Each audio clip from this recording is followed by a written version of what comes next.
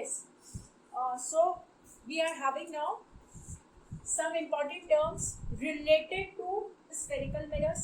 ये terms spherical mirrors को पढ़ने से पहले मालूम होनी बहुत जरूरी है. सबसे पहले दोबारा से एक बार रिकॉल करो, spherical mirror था क्या? कर्व्ड मिरर्स भी बोलते हैं इनको, कर्व्ड मिरर्स, क्योंकि ये स्ट्रेट नहीं होते, कर्वेचर होता है, कर्व्ड होते हैं. क्यों? Because they have been prepared from spherical shells. Spherical shell बनाया आपने ग्लास का, कैसा हॉलो, खोखला अंदर से, और उसका ये पोर्शन कट गया. अब देखो ये स्फेरिकल शेल है तो उसका कोई ना कोई सेंटर होगा. स्फेरिकल शेल का जो सेंटर होता है उसको हम क्या बोलते हैं? Centre of curvature. और इस स्फेरिकल शेल का कुछ रेडियस है, हर स्फेयर का रेडियस होता है, that is called radius of curvature. क्योंकि अब ध्यान देना थोड़ा सा, हमने ये वाला पोर्शन जो रेड लाइन से दिखाया है, इस पोर्शन को कट करके निकाल लिया, इस पोर्शन को कट कर दिया, तो भैया से ये कट कर दिया, ठीक है, ये कट कर दिया, तो ये हमारा मिरर बन गया. कब बनेगा मिरर? जब हम इसको अंदर या बाहर से एक जगह से पॉलिश कर लेंगे तो ये हमारा मिरर बन जाएगा. अब ये मिरर किसका पार्ट है? ये मिरर इस स्फेरिकल शेल का पार्ट है, और इस स्फेरिकल शेल का जो सेंटर था वही तो इस मिरर का भी सेंटर होगा, क्योंकि ये मिरर इस स्फेरिकल शेल का पार्ट है. तो जो स्फेरिकल शेल का सेंटर है उसी को इसका भी सेंटर बोल दिया जाता है, that is called centre of curvature.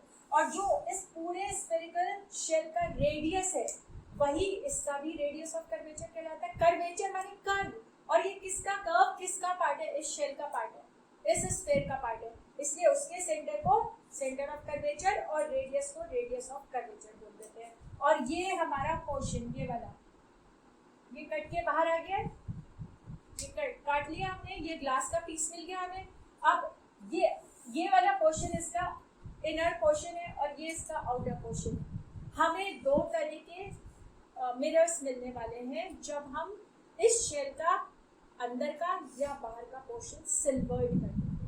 हमने अगर बाहर से इसको सिल्वर्ड करा तो अंदर का सरफेस जो है वो रिफ्लेक्टिंग सरफेस बन जाएगा. See this has been silvered from outside, so this inner portion is reflecting.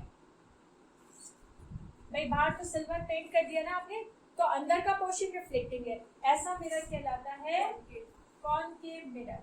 और जब आपने इसको अंदर से पॉलिश कर दिया तो बाहर का सरफेस, आउटर सरफेस ये रिफ्लेक्टिंग हो गया, इसको हम बोलते हैं convex mirror. This is called a convex mirror. तो ये हमारी दो चीजें हो गई, centre of curvature and radius of curvature. This is clear to everyone. अब नेक्स्ट हम आते हैं एपर्चर पर. If you look at the definition of aperture, then it is the total reflecting surface of the mirror. अब देखो जरा, यहाँ बनाते हैं दोबारा. ये हमारा मिरर है, ये हमने कौन सा बनाया? कॉनकेव मिरर बनाया. कॉनकेव मिरर का ये मिड पॉइंट है, बीच का पॉइंट. मिड पॉइंट को तो भाई सेंट्रल पॉइंट को पोल बोल देते हैं, ये पोल है. और ये पूरा का पूरा मिरर हमारा क्या है? पॉलिश हुआ हुआ है ना, सिल्वर्ड है, मतलब पूरा का पूरा मिरर जो है, पूरा इसका सरफेस जो है वो रिफ्लेक्ट कर रहा है, वो रिफ्लेक्शन करेगा पूरा का पूरा surface.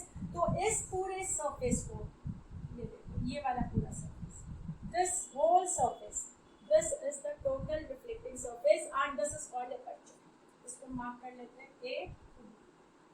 A B is aperture. आपसे पूछा जाए क्या है भाई ये पूरा ही तो है total reflecting surface, this is aperture, और ये एक तरह से डायमीटर ऑफ एपर्चर है, ठीक है. बट डेफिनेशन आपसे पूछी जाएगी, define aperture, what do you mean by aperture. Simply you are going to write the total reflecting surface of the mirror is called the aperture. और आप ये बना दो, total reflecting surface and A B represents aperture. Clear है aperture? Pole clear है? पूरे aperture का जो सेंट्रल पोर्शन है, सेंट्रल पॉइंट, उसको पोल बोलते हैं. मतलब सेंटर ऑफ द मिरर हो गया pole, centre of the spherical mirror हो गया पोल. हो गया कि नहीं?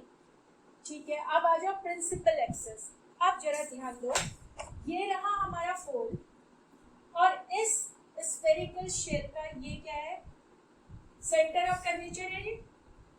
एक लाइन है जो सेंटर ऑफ कर्वेचर को पोल से जोड़ रही है और एक्सटेंड करती है उसको, एक्सटेंड कर दिया लाइन को. सेंटर ऑफ कर्वेचर और पोल, सी और पोल, सी और पी को ज्वाइन करती हुई एक स्ट्रेट लाइन है जिसको हम बोलते हैं प्रिंसिपल एक्सिस, जिसको हम बोलते हैं principal axis. What is principal axis? A line joining C with P.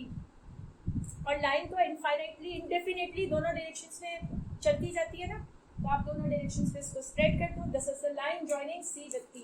It is called the principal axis. आप मिरर सबने देखे, कोई ना कोई मिरर जरूर देखा है, सबने देखे होंगे मिरर.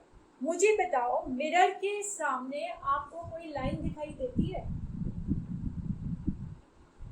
नहीं देती. कोई भी किसी को कोई लाइन दिखाई नहीं देती. मुझे भी दिखाई नहीं देती. जब लाइन दिखाई नहीं देती तो ये कहां से आ गई? This is an imaginary line.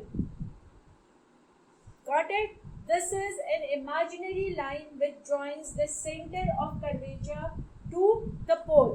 और सेंटर और पोल पॉइंट्स हैं, पर मार्क थोड़ा ना होते हैं. वो कोई हमें दिखाई थोड़ी ना देते हैं, हमें लोकेट करने होते हैं. So this principal axis is an imaginary line which joins C with P. This much is clear to everyone. अब दूसरी बात क्या है इसमें?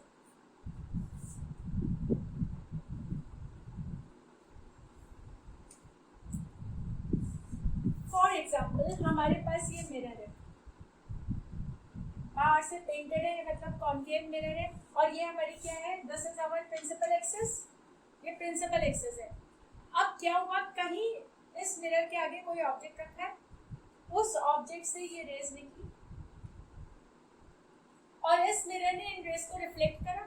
भाई मिरर तो रिफ्लेक्ट ही करता है ना, रिफ्लेक्ट होकर ये वापस आई और वापस आके इन्होंने यहाँ मीट करा. वापस आके इन्होंने यहाँ मीट करा. जहां पर मीट करती है वहां क्या बनती है? वहां इमेज बनती है. ये बात पिछली बार भी बताई थी. जहां पर लाइंस, कौन सी लाइंस? इंसिडेंट रेज जब मिरर से रिफ्लेक्ट होकर मीट करती है वहीं पर हमारी इमेज बनती है. अब एक और जो चीज़ आती है वो क्या आती है कि हमारा ये मिरर है और ये हमारी प्रिंसिपल एक्सिस है. ये क्या है? ये इंसिडेंट रे है और इंसिडेंट रे है parallel to principal axis. Point to be noted. अभी आगे दोबारा करेंगे. Parallel to principal axis. ये रेज है पैरेलल टू प्रिंसिपल एक्सिस. ये क्या है? प्रिंसिपल एक्सिस है. ये रेज है पैरेलल टू प्रिंसिपल एक्सिस. ये मिरर क्या करेगा? इनको रिफ्लेक्ट करेगा. ये रिफ्लेक्ट कर दिया मिरर ने और रिफ्लेक्ट करा तो ये यहाँ मीट कर रही है. जब भी रेज, कोई सी भी रेज, ध्यान से सुनना, प्रिंसिपल एक्सिस के पैरेलल मूव करती है और मिरर उनको रिफ्लेक्ट कर देता है और वो रिफ्लेक्ट करके एक पॉइंट पर आकर मिल जाएंगी. उस पॉइंट को, जिस पॉइंट पे वो मीट करती हैं, कौन सी रेज? जो पैरेलल रेज होती है. जो पैरेलल रेज होती है वो मिरर से रिफ्लेक्ट होकर एक पॉइंट पर आकर मीट करती है. पैरेलल रेज है किसके पैरेलल? प्रिंसिपल एक्सिस के पैरेलल. रिफ्लेक्ट होकर इस पॉइंट पर आकर मीट कर रही है. ये पॉइंट पर इमेज फॉर्म होगी अकॉर्डिंग टू आवर डेफिनेशन. और ये वाला पॉइंट जहां पर पैरेलल रेज मीट करती है इसको बोलते हैं focus. Coming to your focus, very important. अभी मैं डेफिनेशन इसकी लिखवा दूंगी आपको, but to be remembered is that the rays which are incident parallel to principal axis after reflection from the concave mirror meet at a point and the point at which they meet is called focus. ठीक है. और ये हमारा क्या था? ये हमारा पोल था. ये हमारा क्या हो गया? फोकस. पोल और फोकस के बीच का distance of focus from the pole is called this distance FP. Focal length. This is called focal length. Okay, तो अब हम लिखते हैं फोकस और फोकल लेंथ क्या होता है.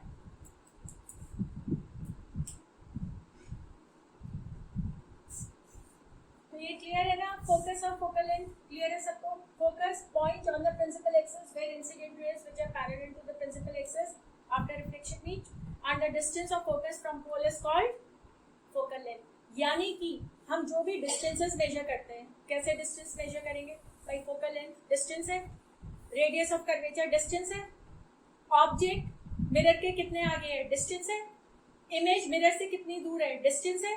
ये डिस्टेंस कहाँ से मेजर करते हैं? सारे के सारे डिस्टेंसेस मेजर किए जाते हैं पोल पर से. ठीक है. सारे डिस्टेंसेस आपको कहीं जाना होता है तो आप देखते हो भाई हमारे घर से इतना दूर है. दिल्ली हमारे घर से 20 किलोमीटर दूर है. गुड़गांव हमारे घर से 50 किलोमीटर दूर है. जयपुर हमें जाना है तो वो कितना है? 150 किलोमीटर दूर है. मतलब आप सब कुछ अपने घर से नापते हो ना. डिस्टेंस। इसी तरह यहाँ पर डिस्टेंस नापा जाता है मिरर से, और मिरर तो इस तरह से कर्व्ड है, भाई मिरर में कहाँ से नापोगे, पोल से। All the distances relating to mirrors are measured from pole. अभी सब हम देखेंगे, आपको खुद ही समझ आ जाएगा, पर ये पॉइंट याद रखने हैं कि सारे डिस्टेंसेस पोल से मेजर किए जाते हैं।